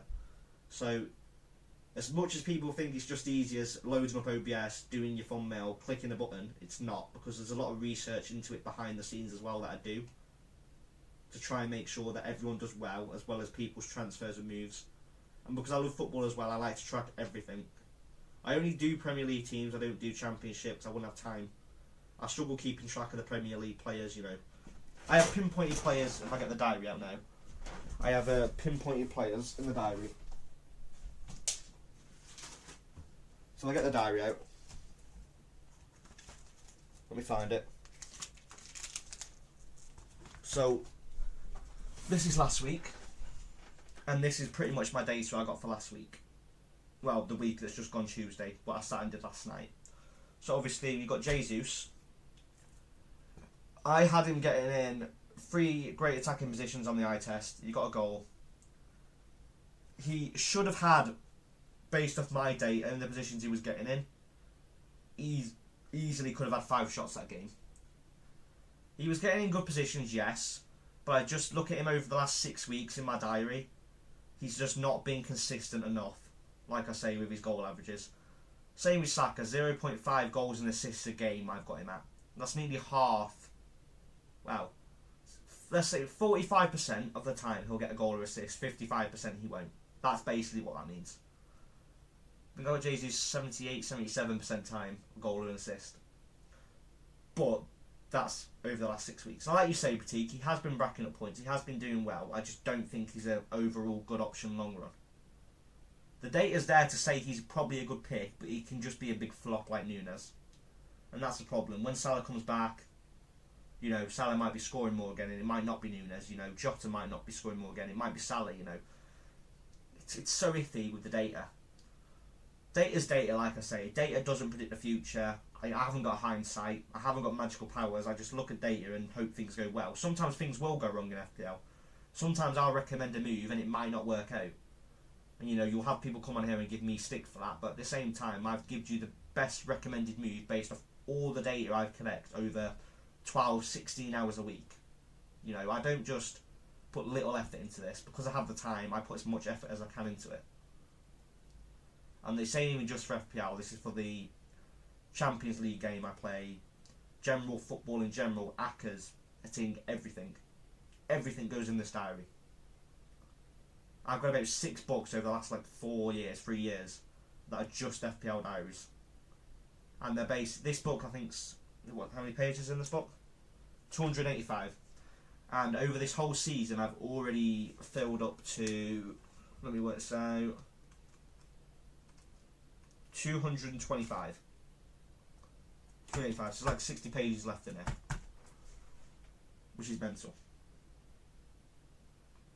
And obviously I'm blabbing on a bit now, which has got nothing to do much with FPL, but my point is, there's a lot of data that goes into it, which sometimes why I'm a bit too busy to get on here, as well as other things in life as well.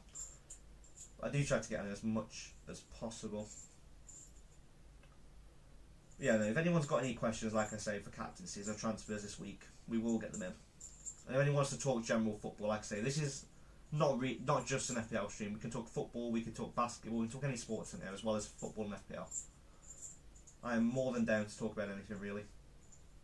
It's just a nice place everyone can come and chill. Don't feel like there's anything you can't say in there, anything you can't mention. Honestly, it's like a big family in there, lads, so don't be discouraged in here. No one's going to judge anyone. Apart from the fact that I don't like Gabriel for Arsenal anymore. Let's go have a drink. But yeah, no, critique. That's pretty much it, mate. Without me blabbing on for another half an hour about the same thing, that's pretty much it. There's a lot of things that go into it, but I'm not even going to sit here and say I'm the only one who does it. Every other content creator on FPL will do the same thing. Hours of research, hours of setting up a stream, thumbnail, graphs, you know, writing things down, doing data. Everyone does it, you know. I'm not sure, to be honest. Anyone else in the chat want to get in the chat? I see you boys in here. So if anyone wants to come and chat for a bit, we're all just having a nice little chill. I am obviously doing my game week 23 deadline. This is pretty much my game week 23 deadline, lads. As obviously, like I say, I'm busy Thursday, Friday, Saturday, Sunday. So any tips for 23 captaincies, transfers you want from me, I'll give you them today, the best I can with the leaks. We haven't got obviously leaks, but with the news, the lineups, the injury news, and everything I've got today, I will do the best with the information I've got. Who's my favourite FPL creator on YouTube? Oof. The only ones that I really watch, because I don't really watch a lot of them, because I have my own opinions, you know, I have my own data, I don't really like to get encouraged by anyone else, which is why I don't really watch a lot of, like, 20 FPL creators like everyone else, you know. And the same thing I say on my streams is, I'm not encouraging you to copy my team, I'm not encouraging you to do this transfer, that, I'm just recommending information, you know. Like, people copy FPL creators' teams and expect to do it insanely well. That's not always the case. Don't just copy a team, think yourself, think outside the box. One week you may bring, let's say, Ezzy in this week, and I might say, I don't think that's a great pick, and then he scores 2 goals, you know. But if I was talking about someone I like as an FPL creator, without a doubt, it's Elite FPL. I love Elite FPL. Stevio's great, Jason's great. I've been following them for about 4 years now. On Saturdays, Stevio always does a podcast, well, always, does a podcast sometimes, and sometimes if I'm sitting in the car, I'm out, I'm on trips on Saturdays, you know, with the lads, or I'm going up to the football. That's what I have in my ear while I'm watching the football, you know, because he speaks about the live scores, the Prem goals going in, players' assists, shots, how people are playing, you know. He's a good laugh. It's definitely a great channel. I definitely recommend Elite FPL out. It's such a good channel. I'll write the thing in the chat. But yeah, it's such a good channel. Definitely worth a stop by. Anyone in the chat wants to go and subscribe to him, because they're absolutely amazing. Definitely a great channel to go and watch. Really funny one as well. I like them because, like me, they're quite down to earth, you know. It's no crying about this, no crying about that. If a week goes bad, a week goes bad. Just don't have info and copy them and expect for everything to go well, because that's not what happens, you know. Not everything always goes immediately well. Let me see. I will post a link in chat for everyone if anyone wants to go and check them out. I will post a link in chat. there's the link for you lads if anyone wants to go and check them out. Like I say, they'll appreciate it. I don't normally post links for any other YouTubers in here, but they are really a great channel. Also, Focal as well. Focal's brilliant. Focal has raided me a couple of times. Focal has really helped me out growing this channel. Oscar's been absolutely amazing. You know, the generosity he does with raids and helping people and kindness is absolutely amazing. He's definitely another great guy to follow. What was that? So, yeah. So, who is it you're going to be captaining next week then, Pratik? Who do you think you're going to be captaining? While we're on the subjects of Game Week 23 still. Because I do definitely think it'll be Erling Haaland for me, I think. It'll definitely be between him and De Bruyne probably again. Palmer's in the mix as well. There's a lot of interesting captaincy options. I'm quite intrigued though to see what was there a reasoning behind why you went Richarlison this week, or you just liked the look of Richarlison this week? If you're still here, Pratik. Quite interesting to know. If Haaland is back this week. If you didn't look on Twitter, Pep said in the conference, Haaland is 1,000% guaranteed to minimum be on the bench this week. So Haaland is officially back. There's no leaks, there's no BS, he's back. Manager said it, he's back. He's 100% back. So he's definitely without a doubt back. You was out for drinks when Haaland... Oh, damn. That's annoying. Yeah, that's a bit annoying. 30 minutes away. Well, at least you can get your stuff in early this week. Well, that was why you went for Richarlison then. Just a pick you decided to do. Fair enough. Especially if it goes well. Yeah, that's fair enough. I just gone with my guts to De Bruyne. I'll be honest with you, I never miss an FPL deadline. But I missed the FPL deadline yesterday. I never do. Never normally miss an FPL deadline. I did. And I remembered I left the captaincy on De Bruyne because that's who I was going to captain. And if I had the deadline, I was going to be iffing and turning about changing it, and I'm glad I didn't because I'm happy with De Bruyne. Oh, sorry, I've got my necklace in my hand. It's me messing with my necklace. Yeah, I'll put it down if it's annoying you lot. Sorry about that, lads. I was just unknotting. I've got a necklace here that I use every day. I was just unknotting the chain in it. That was all. Yeah, no, it's nothing unusual. It's just a necklace. I didn't realise how loud that was, to be honest. I keep forgetting how quite good the mic is. It picks up a lot of movement. But yeah, no. Yeah, not much data. Fair enough. I didn't really use much. Well, there isn't much data to use with De Bruyne apart from, for me, he gets 90 minutes this week, so that's why I've gone for him. Yeah. Yeah, it's not a problem. I'd rather you lot put things like that in the chat if things are irritating or anything's getting nerves. I didn't realise it was that bad, to be honest. I was just literally just unknotting the knot in it. That was all. Because there's quite a bad knot in it. I'm just going to move it out of the way. There we go. Yeah. So what have you been up to then, Pratik, really? You did anything over Christmas, anything like that? Still been travelling a bit? My Christmas was alright. Just Christmas as usual. It just goes way too quick, and my birthday comes around way too fast, you know. It's crazy how quick things are going. What's GW23's ownership at? 35%, my guess? Okay, no, 26%, ignore me. It's a lot lower than I thought. I didn't look after last night. I knew it was like 26, 27 last night or whatever, but I didn't really look today, so I didn't know. I can't even remember if I checked it earlier. I might be wrong, I don't know. But it's 25.9%. So he's still a differential captain, really. Just been working and that's something else. Yeah, same with me, you know. Over Christmas, I had a bit of a break. I was struggling with pains in my shoulders. I had tendinitis in my right shoulder. And I was struggling with shoulder movements, you know. Best thing to be able to retain, yeah. Doing a lot of shoulder movements and things like that, and I've been doing a lot of band stretches in the gym because it's been helping get the my shoulder joint, if that makes sense, the joints in my shoulders, retractors and stuff like that, to start moving properly again. So it's like when I'm doing a, so not my ambitious best currently. Yeah, that's fair enough. And not everyone is, to be honest with you, mate. I'm in the same predicament as struggling because you just left school. No one wants to employ a young teenager. No one wants to have someone with no experience. It's a lot tougher. You get your grades, you get everything you need, and then it's a pain in the arse getting things, and I do get that. But at the minute, I'm just doing my best every day. I'm fighting for what I want, and eventually something will turn up. It always does. Like I say, you just don't give up on things. And at the minute, it's alright to a degree because I'm doing my training 5 days a week, I've only been 3 days this week, but it's a bit of a slacky day. I didn't go today because I'm just having a chill today. Obviously birthday and whatnot the week, so I'm just going to have a chill the rest of the week. But yeah, I've just been doing mobilities really for my shoulders. I've been normally do dumbbell bench press because I always do bench press, but I normally do dumbbell bench press as well.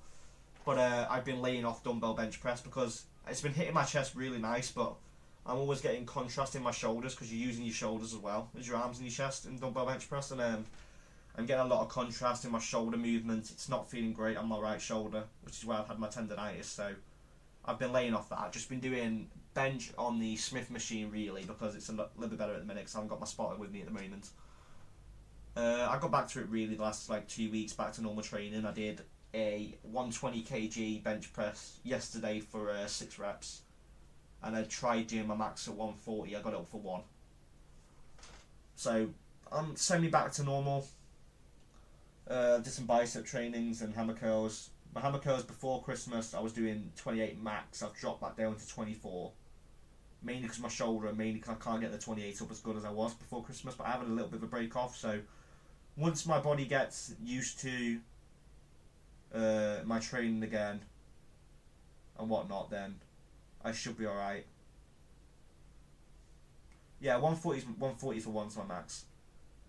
To be honest with you, in our gym, 120, 140 isn't ridiculous. There's a big, I say lad, he's 30, he comes into our gym, and he does I don't know if you know, but there's a bar rack, and it's called an NFL bar rack, what footballers use. I'm 17 tomorrow. The NFL footballers use, and it's got a bar, and it's got the 2 bars in the middle of the side, and it's like a hook, so you'll put your bar around, and it's like a straight bar across, and you'll lift it up with the weight on, and he will basically swing it over the top of his head and back forward and bench press it, and he does, I think it's 250 kg on it, and he swings it over the top of his head like a skull crusher, comes down to a bench, does that for a rep, and then does it for 12 reps, and he's a proper professional bodybuilder. Proper powerlifter, I say bodybuilder's powerlifter, and he's been doing it I think since he was 14. He's 28, 30 years old, something like that. I know he's been doing it since 14 because I spoke to him the other day because his name's Mark. He's pretty nice, and he can do, I think it was 350 kg he said for 2 reps, and I was thinking, damn. I've only been training for, I'd say, properly in this gym, this proper gym, I'd say 2.5, 3 years. But I'm not a low body fat percentage. I think I currently weigh 14 stone at my age, and I'm turning 17. But I have a lot more muscle than people think, because there's a lot of heavy weights I can do that a lot of people don't. I focus corely on bodybuilding. Not bodybuilding, sorry, powerlifting. So I do a lot of heavy weights. I don't do squats, which a lot of people do. I train 5 days a week normally. At the minute it's probably about 4 or 3 because I'm getting back eased into it. But I don't actually do a lot for shoulders. My shoulders, my tendonitis and my right shoulder is kind of calming down a bit now with stretches and that. But I don't do it a lot. Shoulder workouts, I'll do shoulder press, I'll do Arnold press, and I'll do a shoulder cable movement. And that's literally it. And I'll do 9 sets on my shoulders a week. And legs wise, I'll do I do treadmill every day for 15 minutes. What's what in kilogram? My weight, am I 14? No, I'm not 14 stone at the minute. I think I'm 13 stone. I think I'm 13 stone. Normally I'm not 14 stone. I'm 13 stone at the minute. About 83 kilogram. So I'm nearly lifting double my body weight. Well, 20 kg off for my 140 kg max rep. But I will only ever touch 120, 140 normally if I've got a spotter. I only did 120 again yesterday, even on the Smith machine. I still had a spotter on the Smith machine, which has got hooks to stop you from dropping it on yourself. But I don't like using the clips because you can't go down far enough from the bench. So I had someone spotting me obviously for 120, and I managed to get 140 up. Don't get me wrong, I had a little bit of help getting it up, but I still got it up. 40 stone is 250 kilogram. Yeah, I believe something like that. Yeah, it'd be about 255 kilogram. Yeah, 250 kg. Yeah, and that bloke can lift 350 kg for his max. But bear in mind, I think he weighs 19, 20 stone. I'm doing powerlifting, so I'm not completely freaking like low body fat. Like I'm quite higher body fat than most. I've got abs. I have got a 6-pack to a degree, but it's more like a 4-pack showing at the minute. I've got quite decently bulky arms, so you'd know that I can lift a decent amount in the gym. But I'm focusing more of my bulking again. I'm still in the bulk. I'm bulking until I get to 15 stone, which is another like 1.1 stone, 5 pounds, and then I'll get that next like month, and then I'll cut down 2 stone within like 2 months before the wedding in May that I'm going to on the end of May, and then I'll probably be a bit more leaner then, and then I'll be focusing on just building my strength and that back up. The problem is like I can do 120, 140 kg at the moment, and I'll probably get to like 150 when I get up to my high bulk, and then when I start dropping off my bulk again. Oh, I don't mind. Like I say, I'm talking about anything today. We've done a bit on FPL. I don't mind talking for a minute on gym and fitness. You know, I don't think people will mind too much. If they don't mind it, then they can just go out for a minute. It's fine. But anyway, as I was saying, what was I saying? When you go to a bulk, you get stronger. When I cut off again, my bench press will drop down like probably 20 kg when I drop off the bulk, because it'll be getting my body used to losing more body fat, cutting down again to a lower body fat, and then I'll bulk up again, and then my bench press will get stronger while bulking up, if that makes sense. So it's like a process of cutting and bulking. Now I'm still young, so don't get me wrong, I don't starve myself, I don't do anything stupid. I'll cut if I'm on a calorie deficit, I will cut my calories down by 500 calories a day. I'll take my pre-workout, I'll take my creatine, I'll have 120, 130 grams of protein a day. I'll go for runs, I'll do cardio to burn extra calories off, as well as doing my gym session, as well as doing as much walking as I can, and I'll do that as much as I can. Obviously I have slacked a little bit over Christmas, I will be honest with you lot. I didn't really do a lot of gym over Christmas, so I'm just getting back into it now really. But yeah, no, I think we will get back to talking about FPL critique. If anyone's got any questions, I've just come in, apologies, I was talking about gym and that for a bit, but if anyone's got any FPL questions, anything they need help with, transfers for 23, you want to whack your captaincy in that you've done for 22 and how your team's looking, how your rank's looking, anything you want to talk about football wise as well, put that in the chat, guys, and we'll get to around to talking about that as well. Yeah, no, that's pretty much how I'm doing at the minute, critique. Like I say, it seems mental for my age, but there's a lot of people who can do more than me at my age, if that makes sense. It just really depends. It's a lot down to genetics as well. Like, surprisingly, I can lift a decent amount, but my genetics are terrible. My genetics are really bad. And you wouldn't think that, but my genetics are really terrible. Definitely, I get burnt out really quickly in the gym, which is down to genetics generally. So I do have to, I'll do half an hour and I'll have a 15-minute break, and then I'll do another half an hour. And I have to do that in between because I just get burnt out really quickly. And it's just generally just genetics. There's not really much else. When I went to everyone else and explained it, it was just generally genetics. Which is really unfortunate that my body gets burnt out really quickly. So I do have to have a bit longer breaks. Yeah. I'll tell you what, fatigue, I think we'll end this here.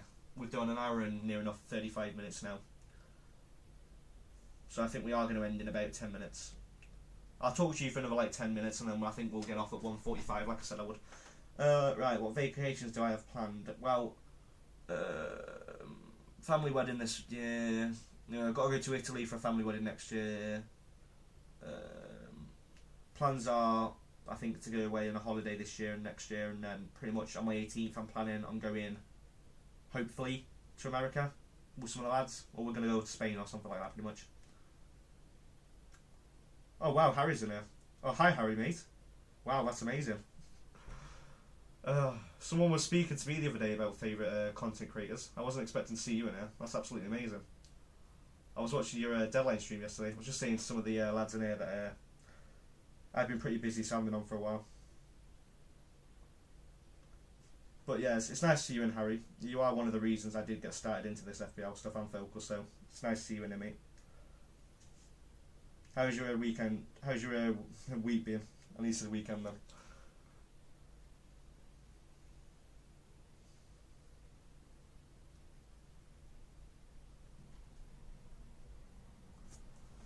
Yeah, we're just looking at captains and stuff at the moment. I'm just hoping De Bruyne goes well.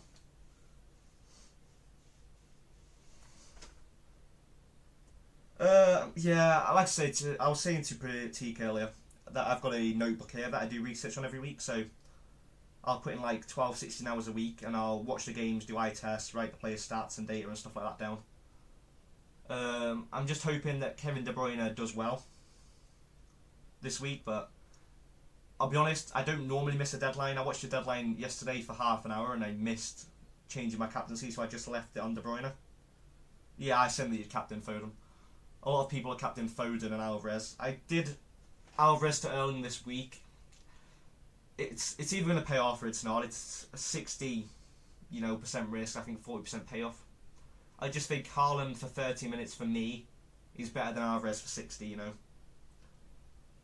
I did see you post on Twitter as well. Yeah, I just think Haaland's slightly better for me.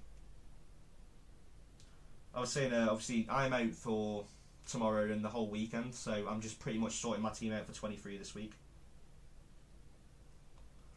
But if you're in here, actually, it'd be nice to get another opinion on, because I'm struggling. If you're in here, actually, you can give me a hand if that's alright for this. I've got to move Colwell out next week to a defender. I've got 5.1 million. And I'm quite torn on who to bring in. Who do you think would be a decent option? Because it'd be nice to have another opinion, actually. Because I'm a bit torn on who to bring in for Colwell, and I've got 5.1 mil. It's just, there's a lot of obviously blanks and stuff, so I'm getting him out before the blank, just to cover myself.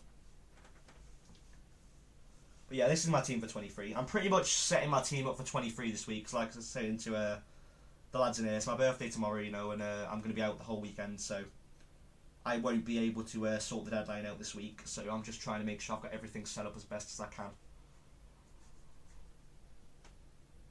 But yeah, this is pretty much how my team's looking for 23. The captaincy's either going to be on Haaland, Palmer, or De Bruyne, I think. I'm not going to be captaining Watkins. I just don't think he's consistent enough. Bernard Botman. Yeah, that's not a bad shout. I looked at another Brighton defender. I just don't really want to double up because of the result yesterday. And I did say I do expect Estupiñán to not be keeping a clean sheet. Do you by any chance know where you come off yesterday at 45 minutes mark? Because I was out yesterday, so I didn't actually take a look. But as far as I was aware, I told these lot, I'm not aware of any injuries or anything to do with Estupiñán at the moment. Yeah, KDB. That's why I captained him this week, because I was quite sure he was going to get at least 70 minutes, 60 minutes. I think he probably will, maybe get the 90 minutes. So I thought it was a decent captaincy shout. And if he's on the pitch when Haaland comes on, it can be electric within half an hour, Kevin De Bruyne, so I'm not too worried about the captaincy.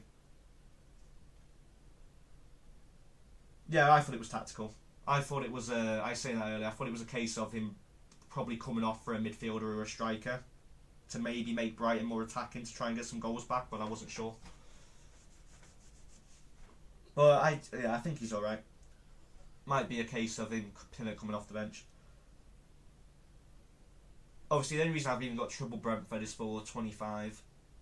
I'm not really expecting a lot from Flecken and Pinnock. It was just cheap players to bring in on the wildcard that I did, so I don't normally wildcard quite early, but I've decided to do a bit of a wildcard earlier than normal. That's probably the earliest wildcard I've done in the last 4 years. I normally wildcard about 28, 29, but I've done an earlier one this time. I think it seemed the best decision for me to make. I wanted to get ahead of the curve on Kevin De Bruyne, and there was a few errors I needed to fix. I moved 7 players out on the wild card as well, so I feel like when you can move 7 or 8 players out on the wild card, it's worth doing.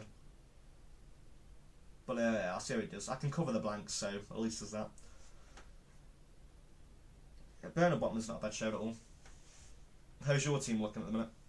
You got any plans for your transfers to 23? Just wait to see how the games go this week.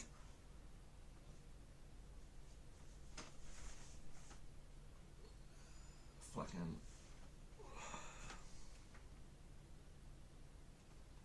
Yeah, it does. Yeah, I'm just looking at data and stuff for a minute. What do you think of Jesus? Because Petit's looking at Jesus. I don't like Jesus because I just don't think he's consistent enough. And I like to have players that are constantly being pretty consistent in my team. Probably Alvarez to Haaland, yeah, that probably makes sense. Do you think you'll captain Haaland if he's going to get 60 minutes next week? Or do you think you'll be on Foden or De Bruyne? Well, actually, if you got De Bruyne, I can't remember. I know you'd captained Foden.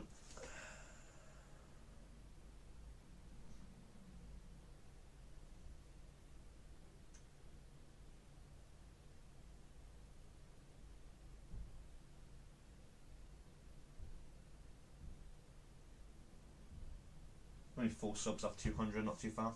Yeah, Captain Haaland, yeah, that's probably what I'm going to be doing. I think it's worth it even if he gets, you know, only 45 minutes. I just think it's worth it because he could do pretty well. I don't kid me. I thought you did. We are only 4 subs off the 200 mark, lads, before the giveaway, so we are really close. Yeah, I'm hoping it does decent next week. I'm just hoping that let me move it back. That I don't get absolutely burnt. I had a tough decision this week because it was bench either Tony, Palmer or Richarlison. And I decided, because Tony, I like Tony for this week. I still think he's a differential at the minute. I think he's going to come back and do a decent run of scoring like he was before, so I decided to play him over Richarlison. I mean, it's going to be a 50-50. One of them is definitely going to return, it's just which one. They may both return, so I might be alright. Palmer has just been too consistent to bench him. Richarlison shouldn't affect my rank too much. I'm not doing as well as I did last year, to be honest, at the moment. I think I'm about top 900k. So I'm not doing nowhere near as well as I was last year. It's been a bit of an iffy start to the year. I didn't have a great start on the game week 1 with De Bruyne coming off injured after 20 minutes. It was quite funny, to be honest, game week 1, because I did De Bruyne in, and I think it was Watkins in last minute, and I moved Alvarez and someone else out. So yeah, it's just sometimes last minute transfers don't go as planned, but it happens. I don't normally take I don't normally take hits. I've took a bit more hits than I normally would this year. A few of them have paid off, like I did. I think Diaz on a -4 to Sterling when Sterling got 19 points, so that paid off. That's been about it on the hits, really. I can't imagine you've took too many hits. You're a bit of a safer player than me. I take a few hits now and again. Let's say Patiki's Bowen worth owning. I don't know about Bowen at the minute. I don't like the way West Ham are playing. I don't think I'll be bringing Bowen in myself. I'm not saying he's not going to return, but I don't personally think I'll be touching Bowen. I won't be touching Jesus either, I don't think. I think having one Arsenal asset's enough. It's not like last year when you need Martinelli, Saka, Odegaard and stuff like that. I think one Arsenal asset's enough. Considering Saka's not being overly consistent, you're just really playing him because of the high ownership every week. Just so you don't get burnt if he does score or get an assist. You know, he's not bad, but yeah. I think I've done -24 worth of hits, and I have paid off by 24 points profit on the hits altogether. So I am up on the hits, but a few of them have gone a bit worse than I would have wanted them to. But again, it just happens, you know. I don't look at a hit for 1 week. I look at, let's say I did Tony out just to any striker for a -4. I compare how they both did over the next 6 weeks, and whoever got more points, I would either lose or I would have profited on the -4 overall. It's not really a 1 week thing you look at with a -4. It's an overall 6 or 7 weeks, maybe 8 weeks. You know, you look at it long term. I think when people expect to definitely make points straight away on a -4, it's not always the case, but you might make points in the long run as long as you think about it carefully. Obviously, with the Diaz to Sterling -4, it was a bit of an iffy one. I did make points overall, but Diaz did return a couple of times the weeks after, so it was a bit of a 50-50 call, really. But it did pay off, but that was a bit of a last-minute one. I just thought I'd have a punt, so it worked out. But yeah, I think I'm probably going to triple captain Haaland, triple captain Haaland 25 as well. If Haaland, that's what I was going to say to you, Harry. If Haaland's playing 90 minutes a game, 25, or even 60 minutes, I was saying earlier, I think statistically he'll get 1 goal a game minimum. You know, which will be 13, well, not 13, but sorry, 18 points if he gets bonus. I think he'll minimum get 13 points across both of them. And I think people are over dramatic how important triple captain is. I think as long as you at least get 13 points, you're alright. And I think if Haaland is obviously he's at home for Brentford and Chelsea in the double, he could easily get 2 goals in each of them games and get 26 points. So I think if Haaland, is going to get 60 minutes plus 25 in both games, then I'm going to triple captain him. What do you reckon? Do you think if he's going to get 60 minutes plus as well, you're going to do the same? Yeah, that's absolutely fine, Pratik. I'm going to be getting off within the next 5 minutes myself as well, mate. Absolutely fine.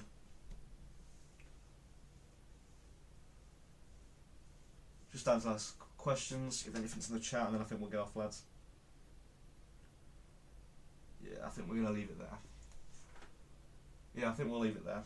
Thank you very much for coming in, Harry. That was a nice, bright surprise to my day. It's made my day a little bit more cheered up now, so thank you very much for that. Appreciate talking to you. Teague, you've been amazing. Slay, you've been amazing. Fabio, love to see you. And I'm going to get off now. We'll have a stream on Monday between 11 and 1. I will post it in the Discord and I will set up a live count on here beforehand. We should have a stream deadline next week as well. Everything will be back to normal. 2 streams and videos and everything will be back to hopefully normal now that I've got more time. But yeah, I'll see you boys next week, and I hope you all have an absolutely amazing rest of your week. I hope your scores are great, and I hope you have an amazing weekend. I'll see you all next week. Peace.